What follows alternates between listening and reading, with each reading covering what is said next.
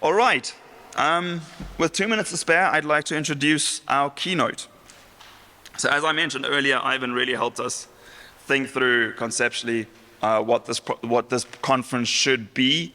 He was involved from the beginning in the CDE days still, was a kind of lead author on one or two of the discussion documents, really kind of, again, implore you to go read it. I actually do think that some of the work that he's presenting follows up a little bit on that, so it's going to be very interesting. So for those of you that don't know him, Professor Turok is the Executive Director of the Human Sciences Research Council and holds the Research Chair in City-Region Economies at the University of the Free State. One of South Africa's most cited scholars, he boasts an NRF B1-rating and an illustrious career, sorry for all the adjectives, and a career-spanning role at the University of Glasgow, University of Strathclyde. He has also advised organizations like the United Nations, the OECD, and UNECA. So if you can all join me in welcoming Ivan for the keynote. Thank you.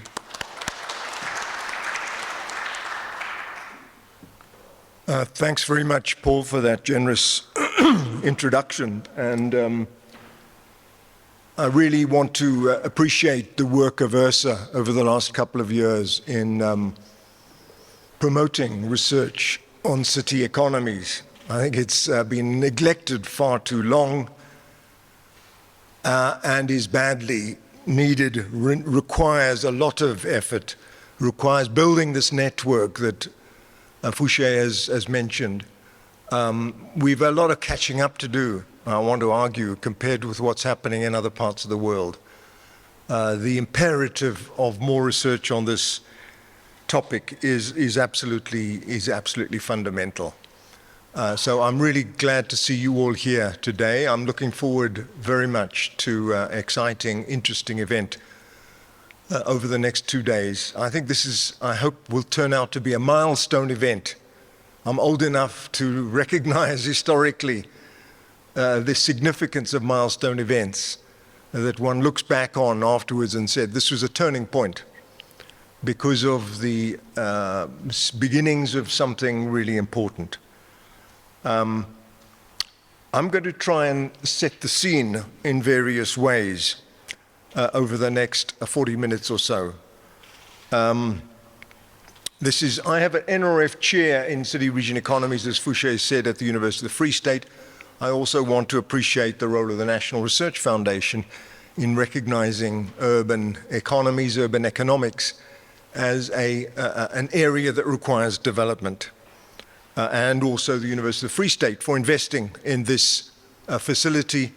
We now have about 10 people, postgrads, members of staff, working on this, and we're trying to create a center of some significance. It's a long-term program. These things don't happen overnight, but I think we've made a start that we can be proud of. And we recently heard, indeed, last week, that our funding from the NRF has been extended by another 5 years, so that's a vote of confidence in what we're doing. I'm going to focus on South Africa, but I'm going to locate what's the significance of South Africa in a wider African context and indeed a wider global context. This is what I'm going to cover. I'm going to talk a bit about what is research on the economies of cities, what's the scope of it, what are the dimensions, what are the disciplines that are all interested in this theme. I'm going to then talk a bit about theories of cities as economic drivers and take you through, in a simple way, some of the key ideas behind the proposition that cities are drivers of economic development. I want to show a little bit of evidence, largely descriptive, about the state of our cities. I then want to talk a bit about policy, because I'm one of those people who totally buys into the idea that research has a responsibility. We don't live in an ivory tower. We have to engage, and the imperatives are so great in South Africa and elsewhere in Africa that really encourage academics to get their hands dirty and to enter the space, because there's a crying need for more expertise and more knowledge around urban economies, as you will all know from reading your newspapers and other social media, that we are living in tough times. And I then want to offer an example of a different approach which I think is a microcosm in a way of how we might do things differently, because we're not doing things very well, is the message of the policy space in South Africa. We can do a hell of a lot better. So without further ado, urban economics and the study of the economy of cities is a very popular, flourishing subject around the world. I can talk with authority because I entered this space more than 40 years ago. I'm somewhat embarrassed to admit. I started teaching urban economics literally 40 years ago. It was a very different discipline then, and it was a minor sub-discipline. We were in fact an outpost. I was at the University of Reading. We were an outpost of the economics department in the faculty of estate management. So we were teaching property developers the importance of urban economics. Cities generally were not a fashionable subject. I was in the UK at the time, and British cities were in trouble. They were declining after the oil price crisis in the 70s, deindustrialization, the rise of Chinese competition, and most of the cities in Britain were in decline. London's population was falling faster, in fact, than that of many other British cities. Many European cities were also in difficulty, but not quite to the same extent as the UK. The same pattern in the US. People wrote books with headlines like "The Death of Cities," "The Death of Distance," arguing that in the new knowledge service-based economy, there was no space for cities anymore, no need for cities. The technology eroded the cost of distance and made locating business activity anywhere around the world possible. All right, so very, very different times. An enormous amount has changed over that intervening period.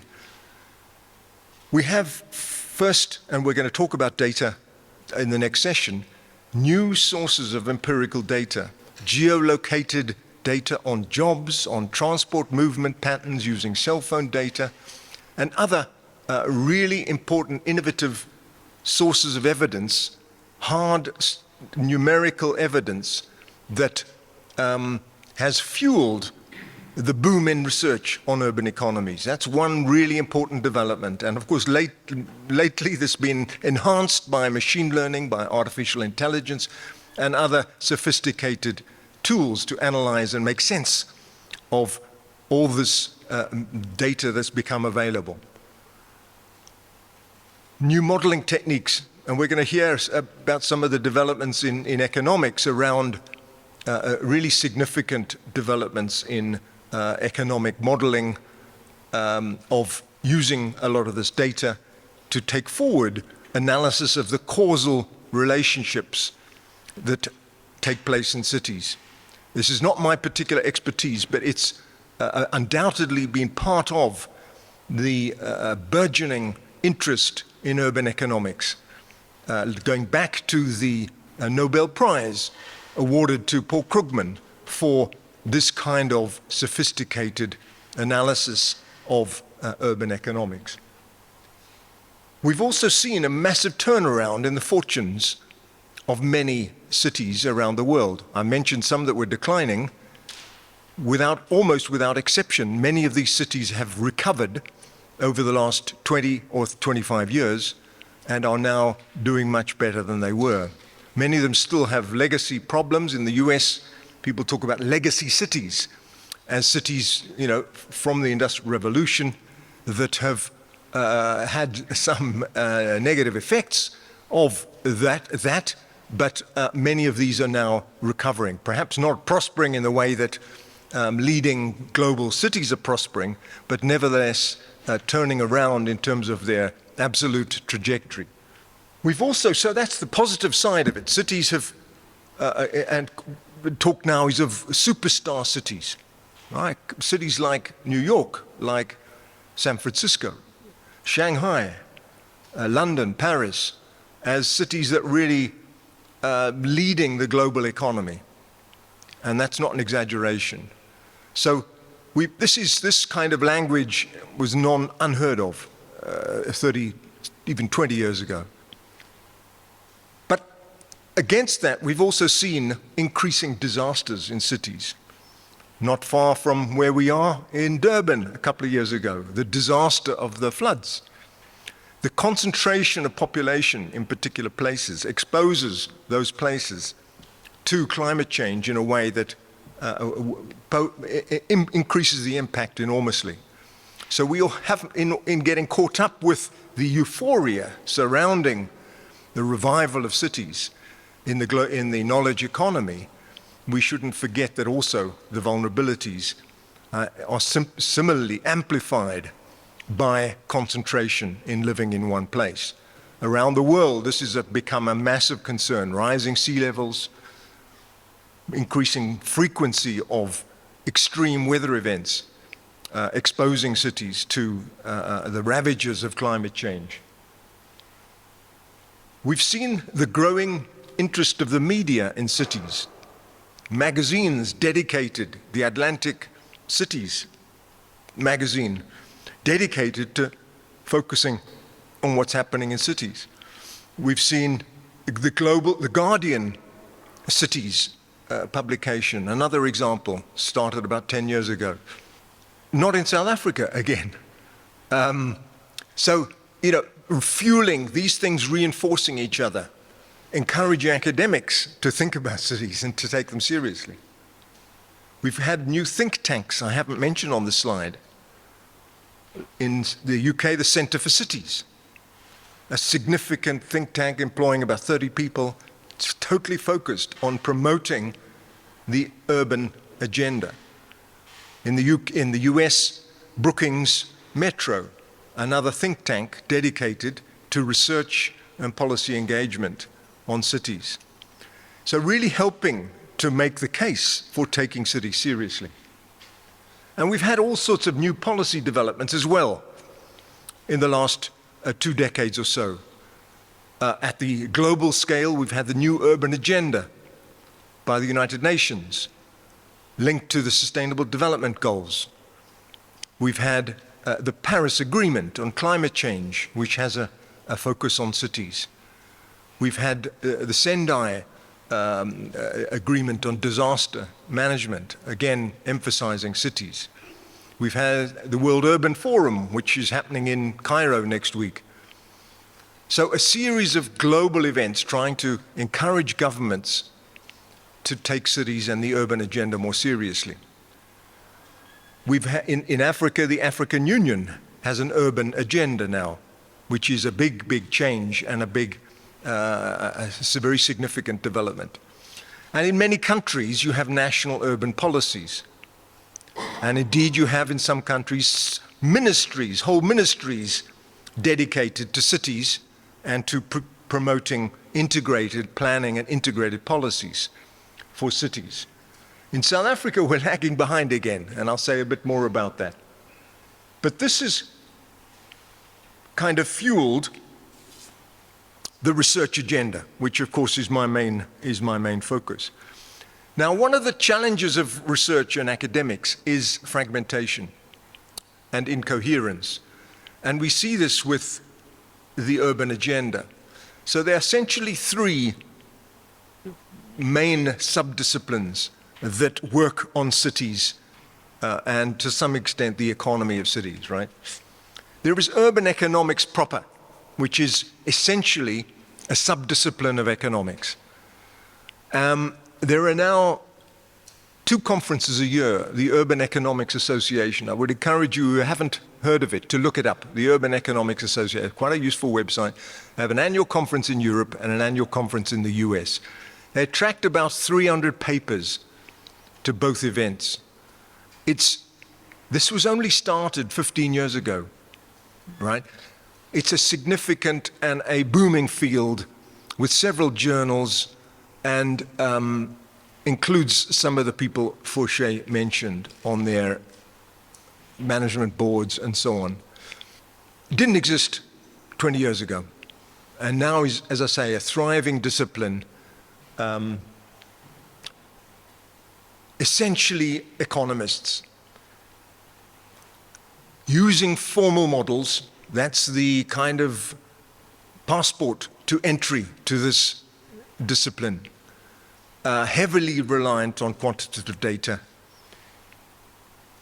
I have some reservations about this essentially pretty narrow approach to understanding cities, in terms of the reluctance to engage with other approaches, and with the sole focus on modeling.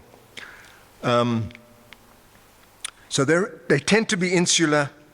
They can be reductive in terms of their understanding of urban economics and urban economies. An emphasis on equilibrium, an emphasis on universal principles, universal laws and relationships between different dimensions of urban economies. Economic geography has emerged as another flourishing discipline, almost as a counter-reaction to this preoccupation in urban economics.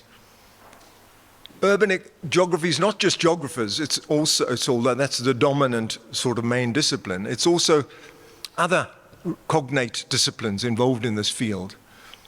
But strangely enough, economic geography, concerned with major themes like global value chains, like financialization, really important developments in the global economy, but with less of a focus on cities per se. Platform economies, urban governance, Industry 4.0, significant developments in technology and in the location of economic activity, global relationships as in value chains, but not particularly grounded in how these things come together within cities.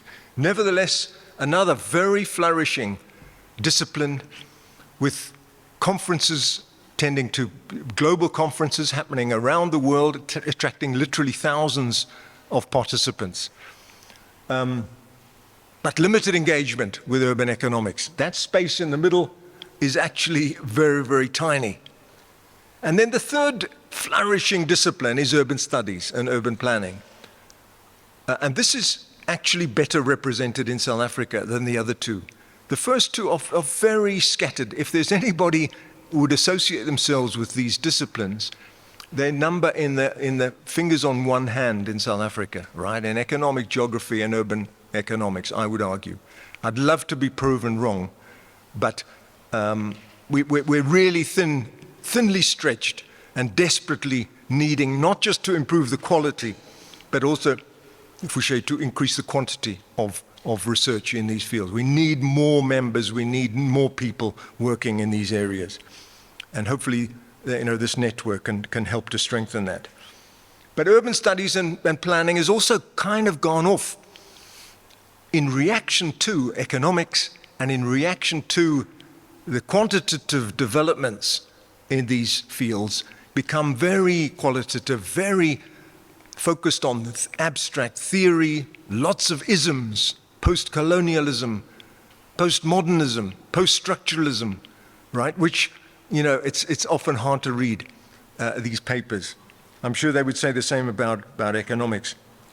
But so all of these disciplines, in my view, have limitations from them going into their highly specialized areas with their highly specialized techniques down sometimes rabbit holes and struggling to engage with each other or to engage with a policy world. And so policymakers, get alienated, feel alienated. They can't even understand sometimes the titles of many of the papers that are published in these fields. And therefore, it's a real barrier.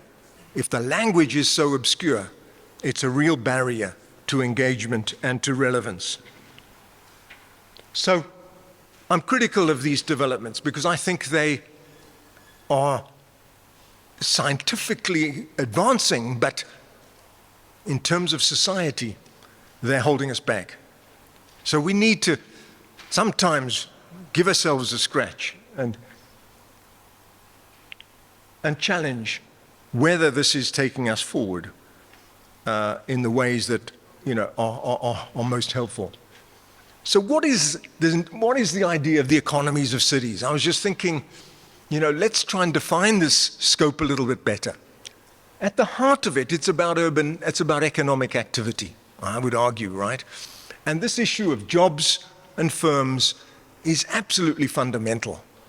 We need our government, we need our municipalities to take this much more seriously. It's fundamental. Employment, income, to addressing poverty, to addressing inequality, to increasing taxes to pay for social services and public services. And it mostly happens in cities, I'll go on to show, right? So the location of economic activity is core to urban economics, but it's not limited to that. The links to housing and transport are critical, where people live and work. That problematic relationship in South Africa, as reflecting our history. Transport in improving the access, so people are not spending up to 40% of their income on just getting to work, or not spending 3 hours a day commuting to their job. Local labor markets, skills, knowledge, innovation, enterprise. That's another major theme at the heart of the economy of cities and of cities. How labor markets, the efficiency of labor markets, the caliber of skills, the pool of skills available. And then currently very fashionable topics around knowledge and innovation in urban economies as driving growth, driving prosperity. The form of cities as a fourth feature, the physical form, the efficiency, the congestion, the other consequences of dysfunctional urban form, the use of land in different parts of the city, the role of property development and speculation in relation to an efficient urban form are critical fields of work. Urban infrastructure and public services to enable cities to function smoothly. The role of local government in planning the structure of cities, in delivering services, the local government finance, ensuring that these are viable. The governance and relationship of local government to other stakeholders in the city, governance arrangements, are critically important and neglected areas of study in South Africa. Desperately, we're trying to get work done, get work going on local government and the financing of local government. We know there's a financial crisis, but, is anybody doing serious academic research on it in South Africa? Demographics and urbanization is another major field of work required working in South Africa and other parts of the continent. Rapidly growing cities. Climate change, disaster risk management, the just energy transition. Not much urban-focused work on this. Public health, and of course, since COVID, the issue of pandemics, another internationally burgeoning field of research, but not so much here in South Africa. So there's enormous scope for really interesting and important work to be done in this broad field. So a little bit about theories of cities as economic drivers. The dominant idea in urban economics is that size matters. The bigger, the better. This underpins agglomeration economies. And we have, in the extreme, proponents arguing that there's a pretty simple linear relationship between the size of the city and the economic benefits derived from that city. Using sophisticated modeling techniques again, but at the heart of it, arguing that the relationship is pretty simple. The bigger, the better. the size matters in terms of the labor pool, the external economies of scale and scope, the scale of the size of the markets available to consumer industries, the sharing of inputs and outputs. The more choice businesses have of suppliers and service providers, the better. And similarly, the more choice that workers have of employers in the larger labor market, the more effective, the more productivity is generated, and the more growth that emerges. So a strong body of work around the positive benefits, the positive externalities resulting from the size of concentrated activity. Since that argument, I think another theme has emerged, that it's not just size, because much of this work actually didn't define the boundaries of the city particularly well, if at all.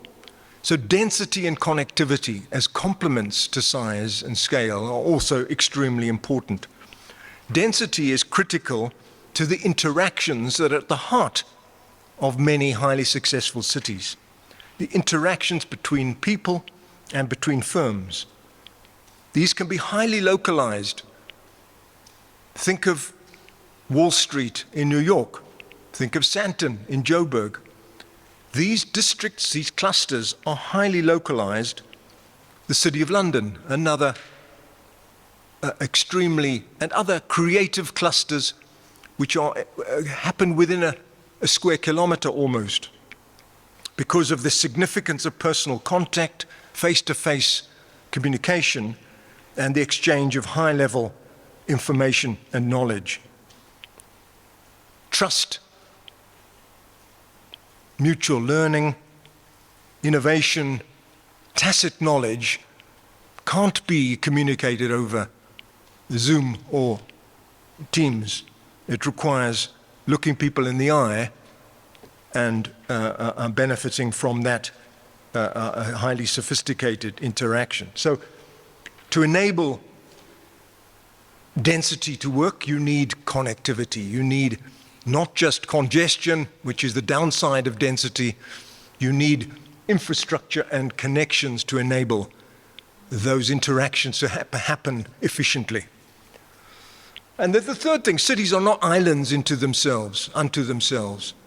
Cities depend very much on other cities for markets, for trade, for the supply of inputs of all kinds, material and other inputs, technology.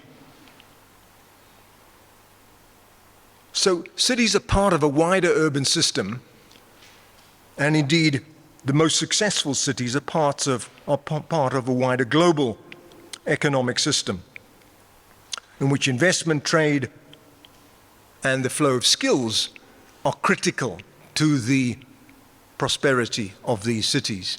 They draw talent from around the world, the most successful cities.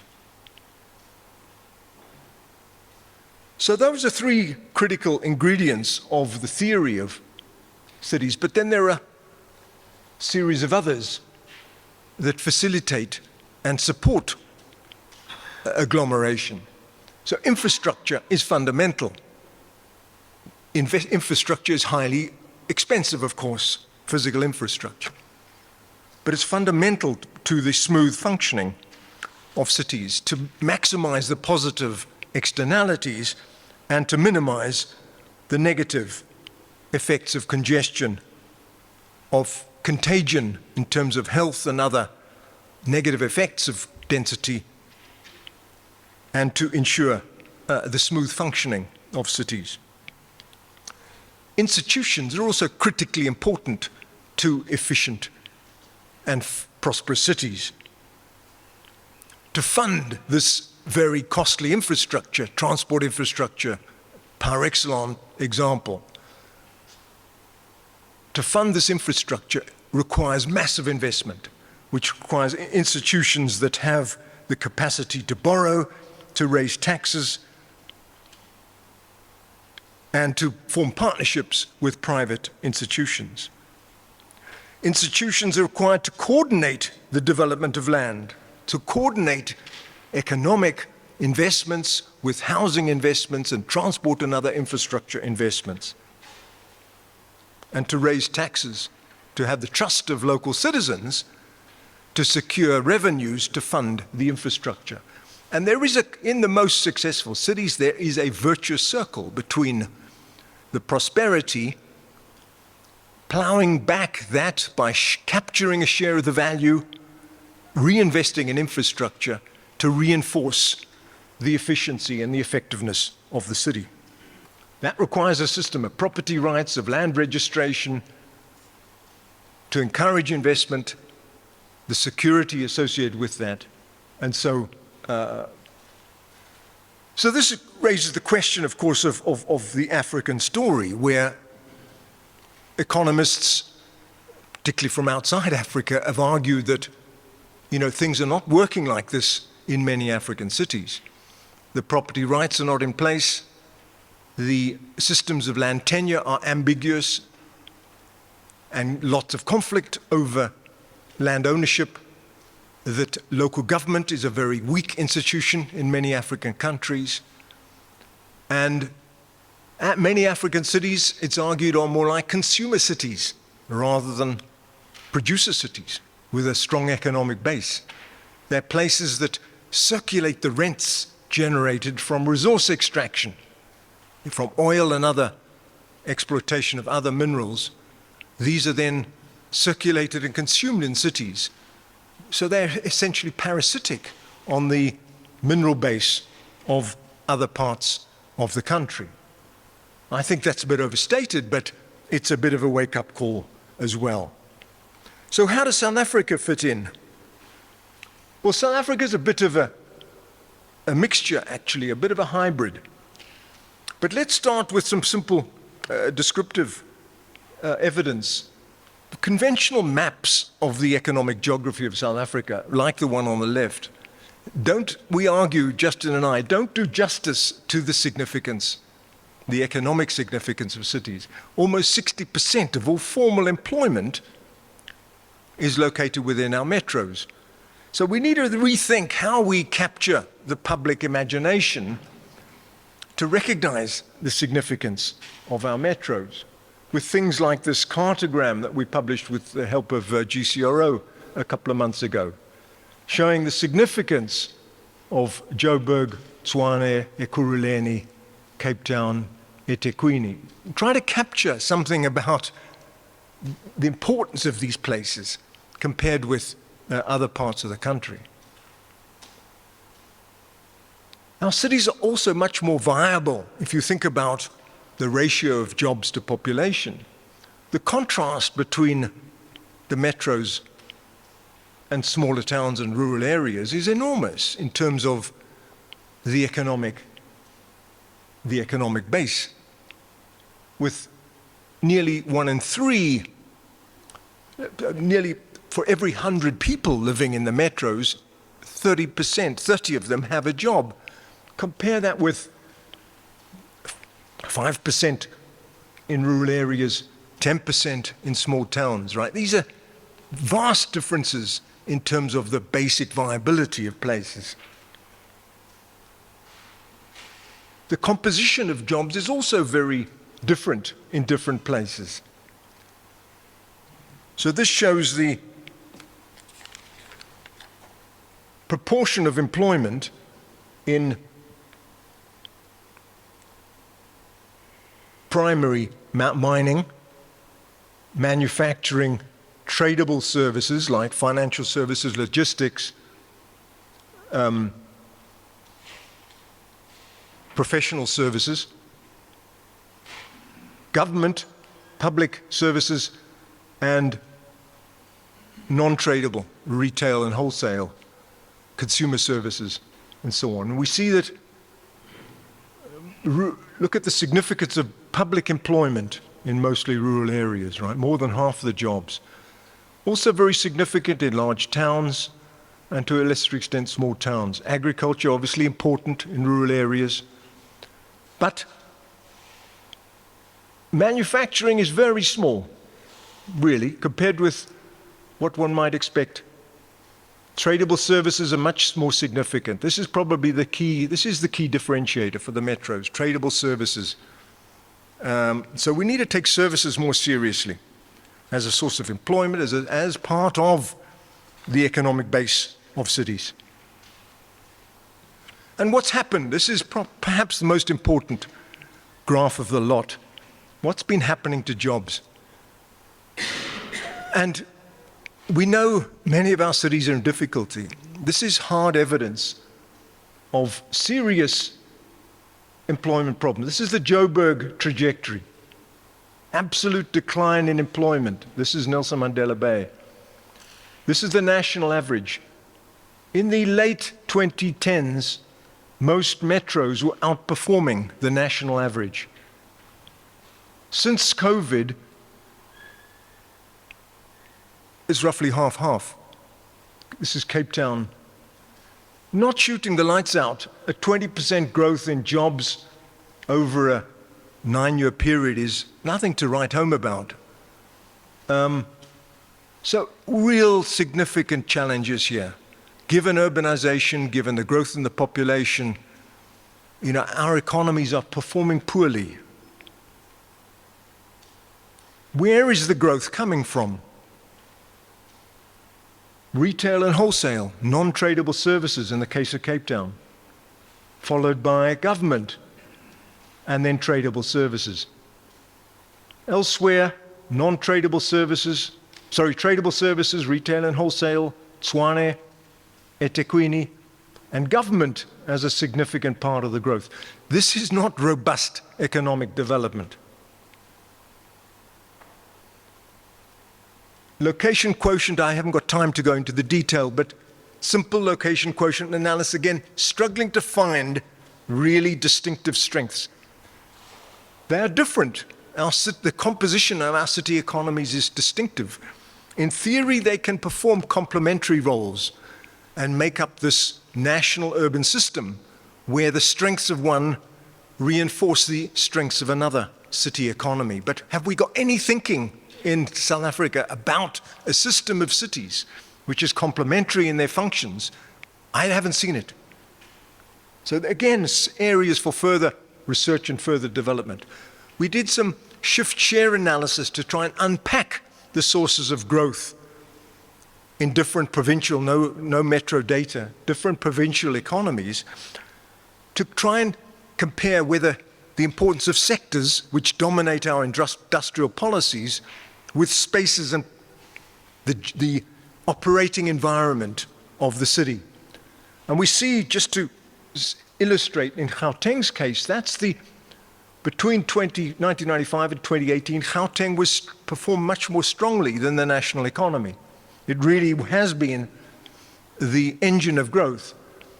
Roughly half of that relative success is attributable to the mixture of industries, financial services, professional services, ICT. But the other half is due to, apparently, the environment of Gauteng. And we think that's something to do with agglomeration, the concentration of activity generating these positive externalities. Compare that with the Eastern Cape, which that's the share you would have expected from the mix of industries. Not a bad mix of industries in the Eastern Cape, but the operating environment relatively dysfunctional compared with other places. And we did this for all the provinces and found mixed stories, but some support for the importance of place and not just sector, to challenge the focus of policy on getting the industries right. It's also about the environment. So a few minutes about the policy environment towards city economy. Of course, we have a terrible legacy in South Africa, a legacy of suppressed urbanization, a legacy of segregation, of separate local governments, not single metros covering our cities, of no property rights for the black majority of the population, of white privilege, places that were clearly labeled privileged white spaces, of trying to disperse industry to the former homelands. And that has left a legacy, not just a physical legacy, but also a mindset, I would argue, that's anti-urban and that's pessimistic about the prospects for cities. I think that's part of the challenge we face. Deep pessimism about the prospects for strengthening and creating prosperous cities. And that's reflected in all sorts of ways. Simple one, new cities. Periodic talk. And indeed, not far from here, there is a new city being planned called Lanseria. It doesn't receive quite the same attention it did a few years ago, but it's a reality. And other new cities are also being planned, one of which is in the Eastern Cape. We've got lots of performative plans. In other words, we produce plans but don't implement them. The RDP itself, back in 1995, the National Development Plan, the Integrated Urban Development Framework, the National Spatial Development Framework, most of these plans have had very little traction.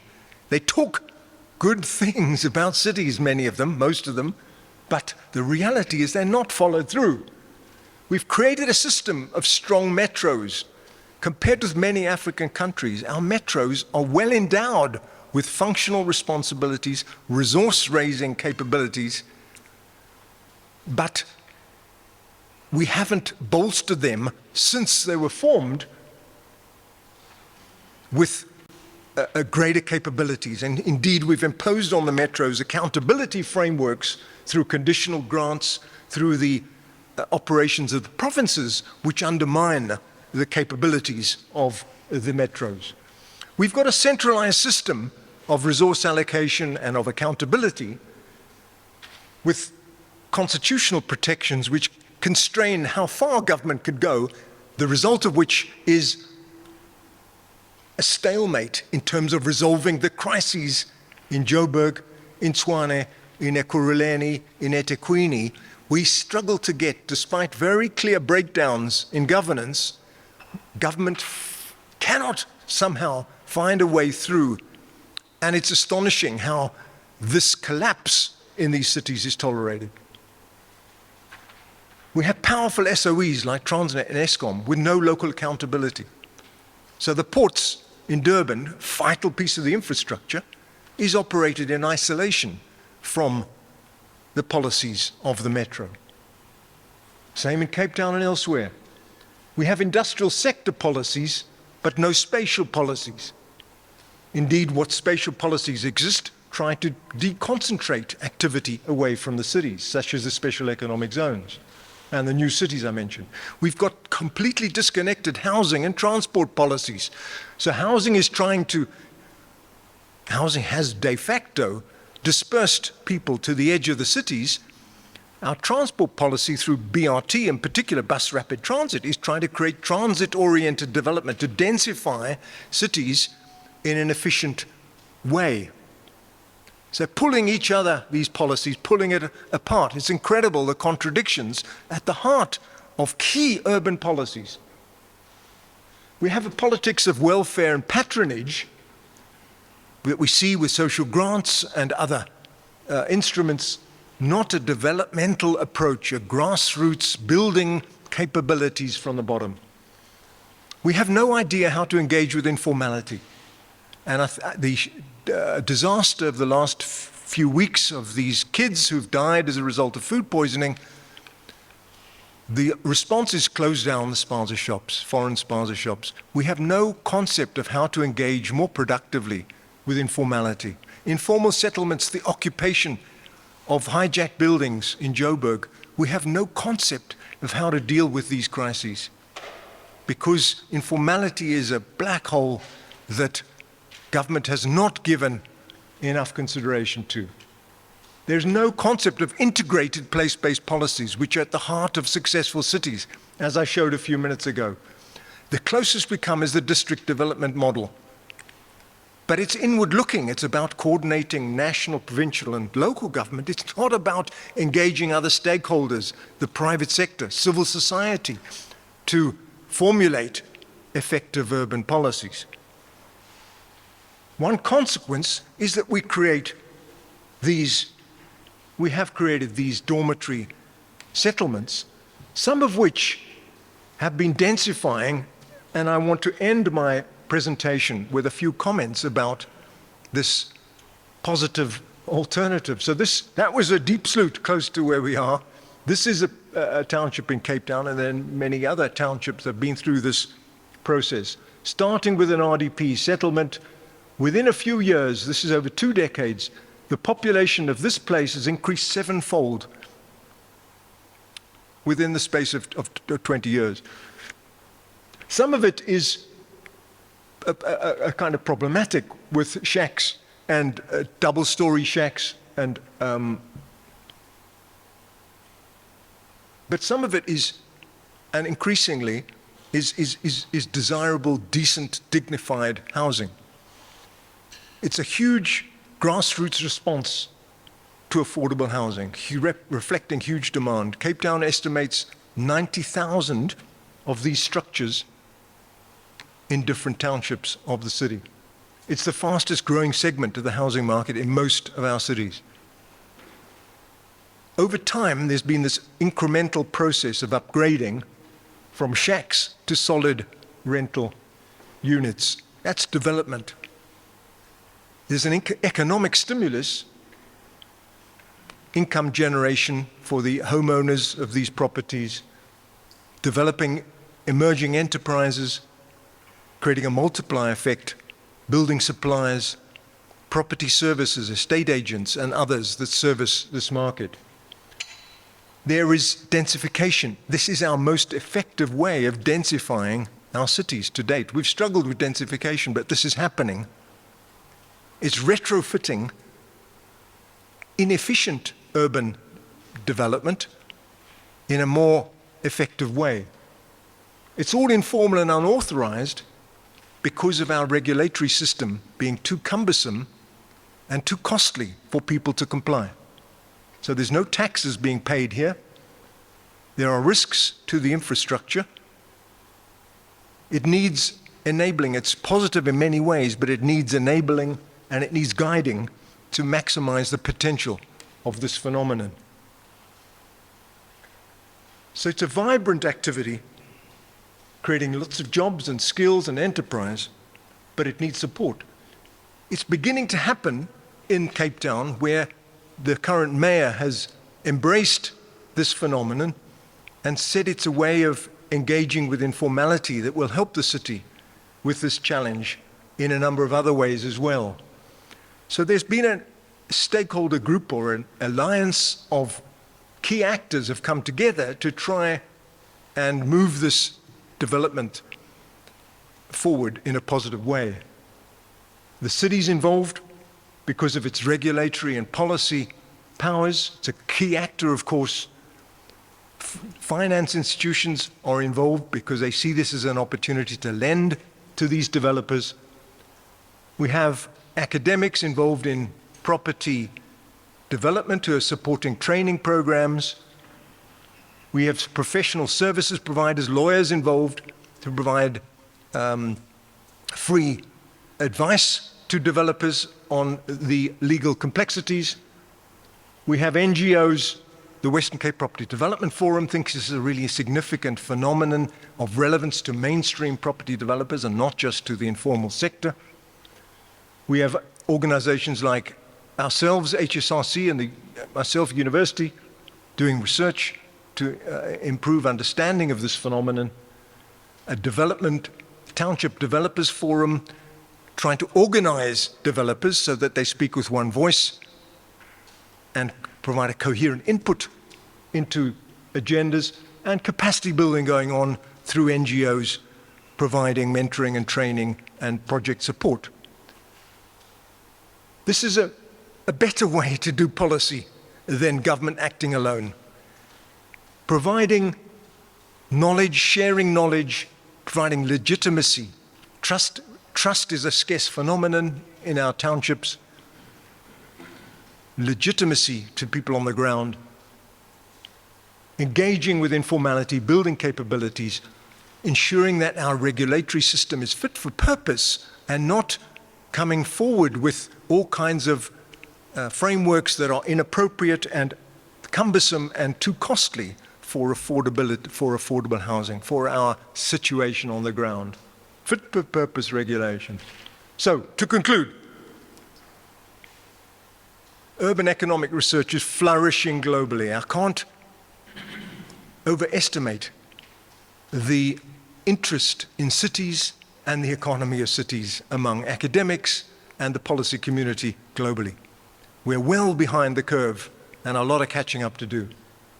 We must build the quantity and quality of research in South Africa and elsewhere in Africa. There is currently the International Growth Center are running a series of lectures on urban economics, dubbed a PhD in urban economics. It's not a PhD, it's a series of lectures. They are all being given, they're aimed at Africa, they're all being given by academics from Europe and the United States. It's embarrassing. We need our capabilities here to put the head above the parapet. Africa is the next urban frontier. The rate of urbanization in Africa, the scale is unprecedented in the world. We need that knowledge to be relevant. There's a huge mismatch between these flourishing urban economics communities in Europe and the United States and the realities of where urbanization is happening here on our continent. We've made a start thanks to the City Support Program, National Treasury, ERSA, the National Research Foundation, SARS, the UNU wider, providing data we're going to hear about in a second.